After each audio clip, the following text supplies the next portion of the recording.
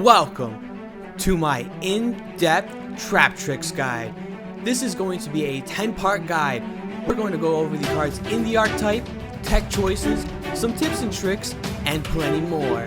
If you guys are interested in something specific, make sure you check out the timestamps in the description below. Now, before we start the video, if you guys enjoy content like this and you want to see more, make sure to leave a like, drop a comment, and most importantly, don't forget to subscribe. Welcome to part 1 of the Traptrix guide. In this part of the guide, we're going to be going over the archetype introduction. So the first card that we're going to be covering in the archetype is Traptrix Mermelio. This is probably the card that people are most familiar with in the archetype. So, this card is unaffected by the effects of whole normal trap cards. When this card is normal summoned, you can add one whole normal trap card from your deck to your hand. If this card is special summoned, target one spell trap card your opponent controls, destroy that target. So, this card is the best normal summon in the deck. She instantly nets you a +1 by searching any of your trap hole cards, and if she gets ashed, you don't really care because that just means your opponent probably doesn't have any interruption for Sarah. I recommend running 3 copies of this card. So the next monster that I'm going to cover is Traptrix Mantis. So this card's also another +1, except this time you're just going to be searching a monster. So its effect is as follows. When this card is normal summoned, you can add one Traptrix monster from your deck to your hand, unaffected by the effects of whole normal traps. Once per turn, quick effect, you can target one set spell or trap you control, return that target to the hand, then you can set one spell trap from your hand. So I also recommend running this card at 3 copies. Typically, I'll use this card to search Diania because it allows you to go into your rank 4 place the following turn. So it sets up your Utopia double OTK for the next turn pretty much. Next, we have Traptrix Diania. This card is unaffected by the effects of whole normal trap cards. When this card is normal summoned, you can target one Traptrix monster in your graveyard, special summon that target in defense position. When this card is special summoned, you can target one whole normal trap card in your graveyard, set that target, but banish it during the end phase of your next turn. You can only use this effect of Traptrix Diania once per turn. So the important thing to note is that trap card is only banished if it's still on your field. So if you wanted to use Mantis to bounce it and then set it again, you very much could. She's not great to draw by herself, but if you draw her alongside another Traptrix monster, you're pretty happy as you know you're going to have a follow-up play for the next turn. Her second effect is also great for recycling your whole trap cards if necessary. I recommend running 3 copies of her as well. Now we're going to be moving on to the monsters that are a little bit subpar compared to the 3 we just talked about. The first one being Traptrix Atrax, which is probably the one you're going to most commonly see used in decks. So this card is unaffected by the effects of whole normal trap cards. You can activate whole normal trap cards from your hand, and the activation and effects of normal trap cards activated on your side of the field cannot be negated. So this card allows you to hold your whole cards in your hand in case you're scared of something like evenly matched. You can summon her off of Sarah after you've been evenly matched and then turn your whole trap cards in your hand into basically hand traps. Also, she's the biggest beater in the deck, so that's also kind of nice. I recommend playing 1 copy of Atrax if you decide to play her at all. The next card we're going to be covering is Traptrix Nepenthes. So, this card is unaffected by the effects of whole normal trap cards. If you activate a whole normal trap card except during the damage step, you can add to your hand or special summon one Traptrix monster from your deck, except for herself. You can only use this effect of Traptrix Nepenthes once per turn. So this card is honestly not very good. Her effect is very specific in that you need to activate a whole card. Perhaps she could be good in a build where you can run like a heavy whole build, but otherwise for right now, I'm probably going to be recommending that you play 0 copies of her, period. So, in Dual Overload, we got a new TCG exclusive Traptrix monster, and that was Traptrix Genlicia. At first, I was pretty hyped for it, but to be honest with you now, not so much. So, Genlicia is unaffected by the effects of whole normal traps. You contribute this card, set 2 whole normal traps with different names, one from your deck and one from your graveyard, but banish them when they leave the field. You can only use this effect of Traptrix Genlicia once per turn. She tributes herself, and a lot of the times you're looking to go into Sarah or a rank 4 with your normal summon. So again, just like Nepenthes, she could be very good at 1 in a deck that's like very heavy with the whole cards. But honestly, the same thing with Nepenthes, I'm going to recommend that you also play 0 copies of her in your deck. Moving on to the extra deck monsters, this is where things get a lot better. The first one we're going to be talking about, and probably the most important one, is the Link 1 Traptrix Sarah. So, I love this card because honestly, Sarah is so good. So, it requires 1 non-Link Traptrix monster. This Link summon card is unaffected by trap effects. So, it's unaffected by anything like Torrential or any other trap card. You can only use each of the following effects of Traptrix Sarah once per turn, and not during the damage step. If a normal trap card is activated, you can special summon 1 Traptrix monster from your deck with a different name than the cards that you currently control.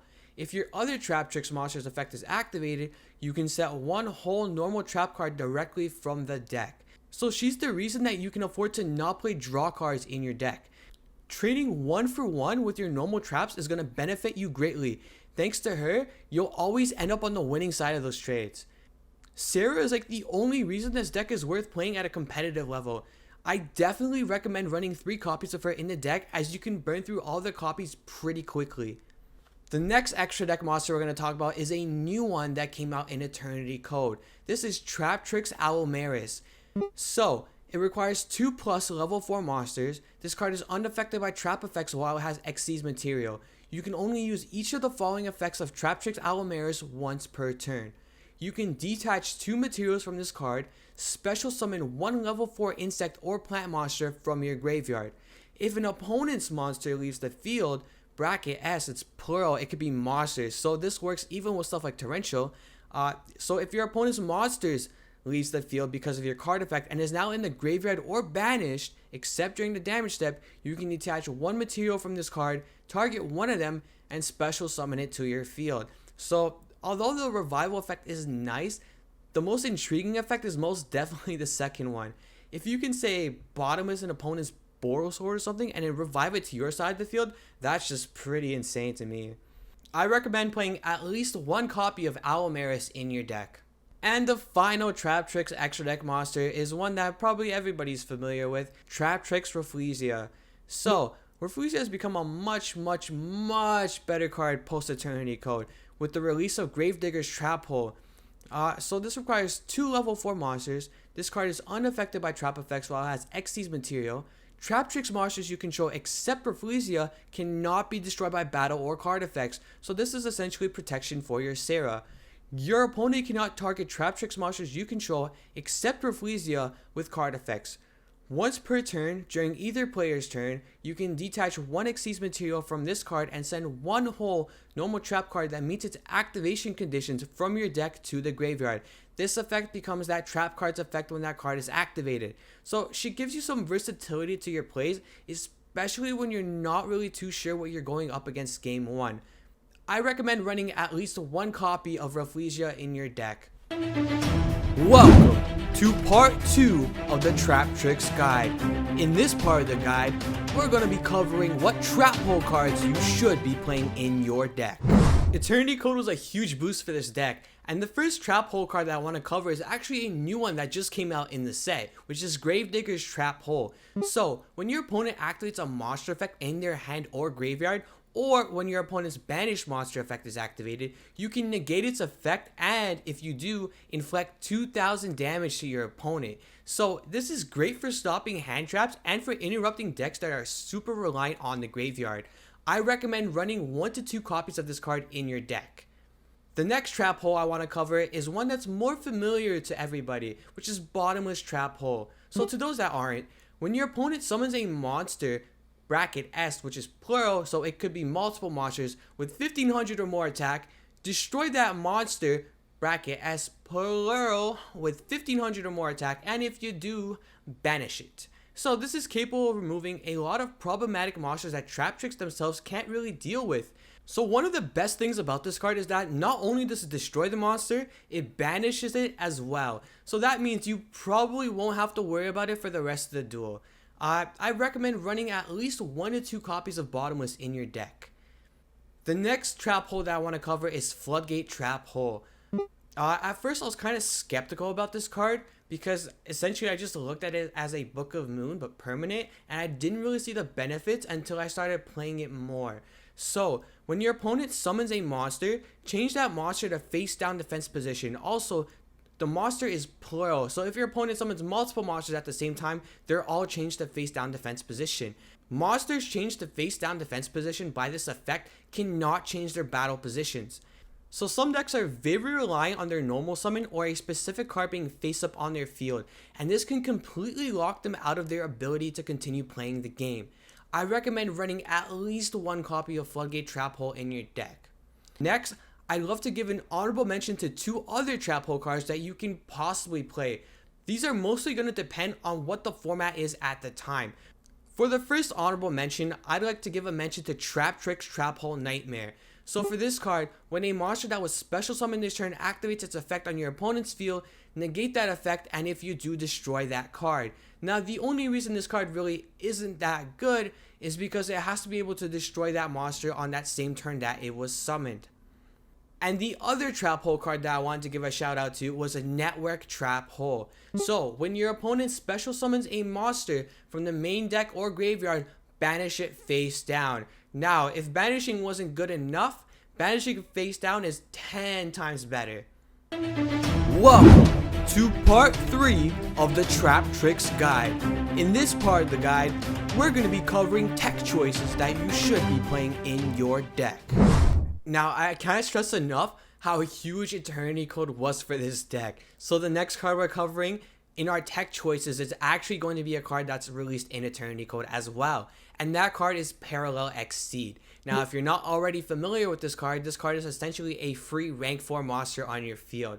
So, if this card is special summoned by the effect of a Parallel Exceed, its level becomes 4 and its original attack and defense become halved. You can only use each of the following effects of Parallel Exceed once per turn. So the first effect, if you link summon, you can special summon this card from your hand to your zone that a link monster points to. And if this card is special or normal summon, you can special summon one Parallel Exceed from your deck.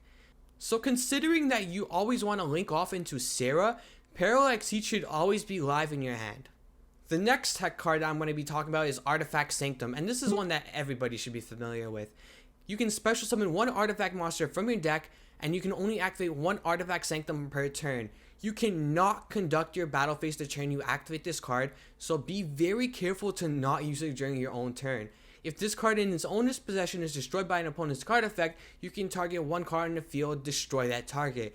That last effect is actually pretty useful considering there is a good chance that your opponent is going to try to clear your back row in some capacity. And the final tech card I want to discuss is the Phantom Knight of Shade Brigandine.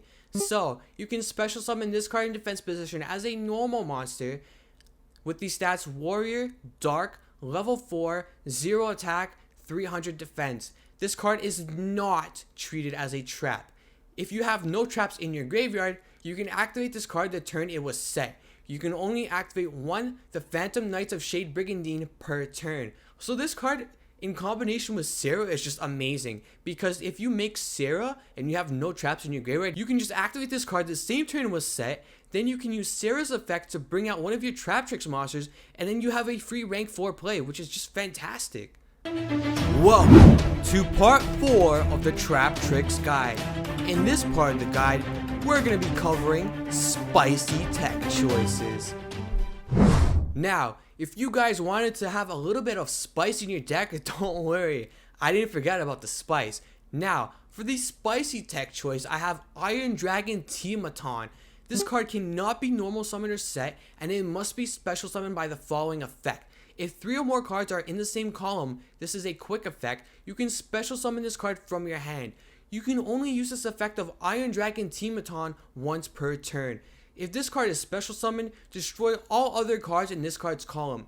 Neither player can use the unused zones in this card's column.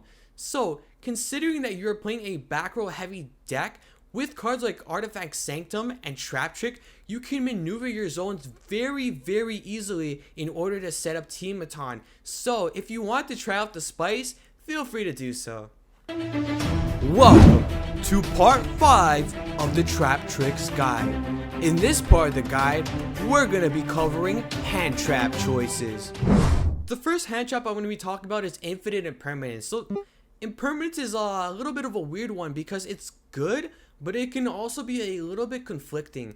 It's one of the best hand traps of the format currently because it's not really susceptible to things such as Call by the Grave or Kawaki Meru Guardian. It's also a normal trap which will trigger Sarah. However, if you're forced to go second, sometimes you're gonna open a awkward hand that has Impermanence and Shade Brigandine. And if you use Impermanence, you're gonna put a trap in your graveyard and essentially render your Brigandine kind of useless.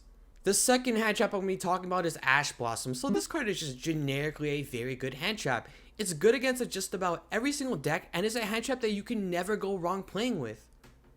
And for the final hand trap, I want to shout out Artifact Lancia. Lancia is an option not only for decks that rely on banishing, but it's also good against evenly matched. And considering you're running essentially 6 copies of Artifact Sanctum in your deck, Lancia is actually a very good option to side. Welcome to part 6 of the Traptrix guide. In this part of the guide, we're going to be covering extra deck choices.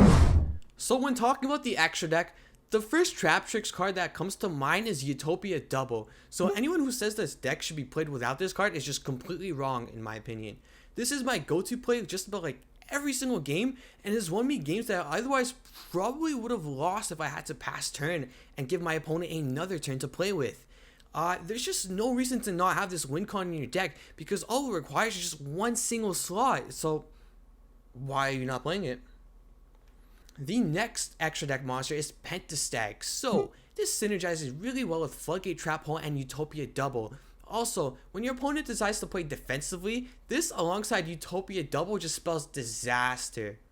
And the final extra deck monster that I want to talk about is the Link Spider. Link Spider occupies a fantastic utility slot in this deck where it can be used with those hands where you open something like Shade Brigandine and Parallel Exceed.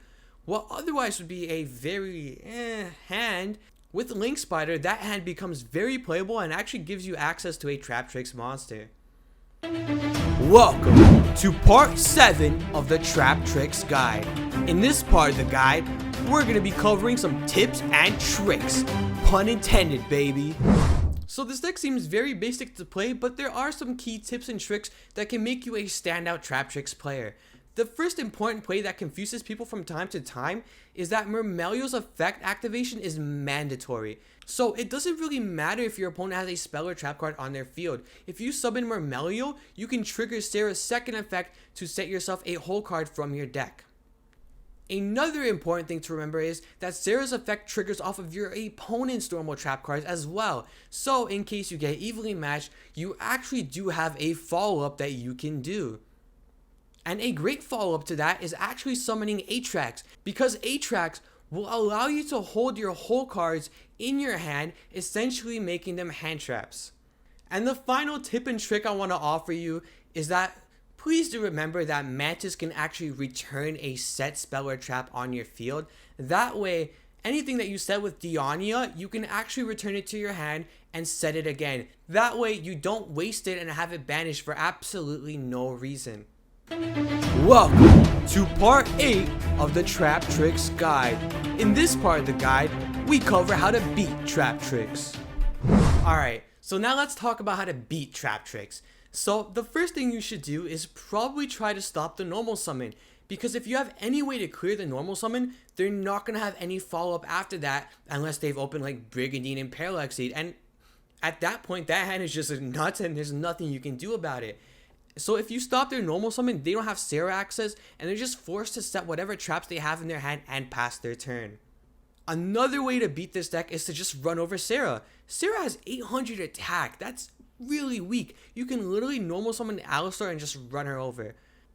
If you run over Sarah, it's going to stop the Traptrix player from utilizing her and gaining advantage over you. And finally, cards like Evenly Matched and Lightning Storm have the potential to be absolutely devastating. Be wary though, because that Lightning Storm can hit a really sneaky artifact Scythe. Welcome to part 9 of the Traptrix guide. In this part of the guide, we give you a deck profile. So here's the Traptrix list that I've been playing for the last little while and has actually been working out really well for me. So we have 3 copies of Traptrix Deonia, 3 Traptrix Mantis, 3 Traptrix Murmelio, and 1 Traptrix Atrax to round out the Traptrix monsters in the deck. Then we have 3 copies of Parallel Exceed, 2 copies of Ash Blossom and Joy Spring, and 2 copies of Artifact Scythe. For the lone spell, we're playing 1 copy of Double or Nothing. Then we have 3 copies of Artifact Sanctum. For our Hole Traps, we have 4 copies of Hole Trap cards in our deck. So we have 2 Bottomless, 1 Gravediggers, and 1 Floodgate. Then we have 3 copies of Infinite Impermanence, 3 copies of Shade Brigandine, 3 copies of Traptrix, 2 copies of Heavy Storm Duster, 2 Lost Wind, and to round out the deck, 2 copies of Torrential Tribute. Next, for the extra deck, we have 3 copies of Traptrix Sarah, 1 copy of Link Spider, 1 copy of Pentastag, 1 Nightmare Cerberus, 1 Nightmare Phoenix, 1 Nightmare Unicorn, 1 Traptrix Ophidia, 1 Traptrix Almaris, Utopia Double, Utopia himself, 1 copy of Baguska, 1 Dweller, and finally 1 copy of Time Thief Redoer. So that wraps up the deck profile, and before I send you off to the final part of this guide, I just want to thank you all again for watching, and if you haven't already, please do subscribe if you enjoyed the guide, because a lot of time and effort goes into these things, and I'd really appreciate it a lot. This is Bear, it's been a pleasure, now enjoy the replays. Welcome to part 10 and the final part of the Traptrix guide. In this part of the guide, we have some replays for you to enjoy.